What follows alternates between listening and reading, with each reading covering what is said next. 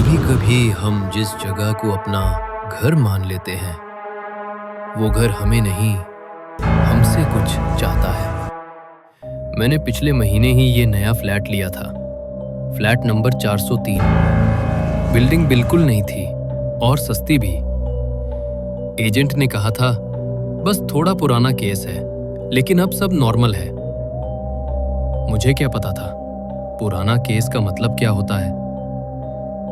पहली रात सब ठीक था, पर दूसरी रात जैसे ही लाइट बंद की, किसी के चलने की आवाज आई, धीमी, भारी, जैसे कोई नंगे पैर फर्श पर घूम रहा हो।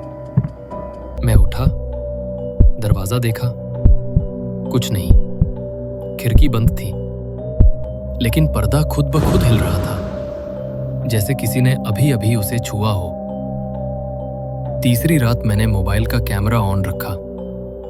सुबह जब देखा, वीडियो में मैं सो रहा था, पर पीछे वो परछाई खड़ी थी दीवार के कोने में। उसका चेहरा काला था, पर आंखें लाल, जैसे किसी ने जलते कोयले रख दिए हो। मैं डर गया।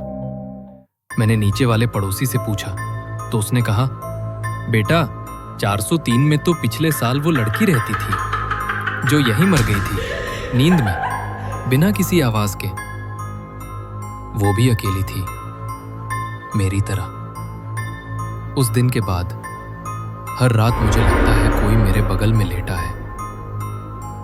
कभी कभी जब मैं करवट लेता हूं तो बिस्तर के दूसरी तरफ गड्ढा बन जाता है, जैसे कोई और भी लेटा हो।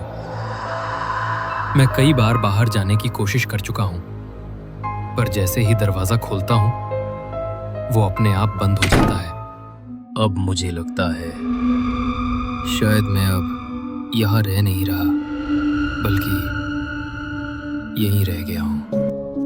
क्योंकि कल रात मैंने खुद को देखा, आईने में नहीं, बल्कि दीवार पर टंगे उस पुराने फोटो।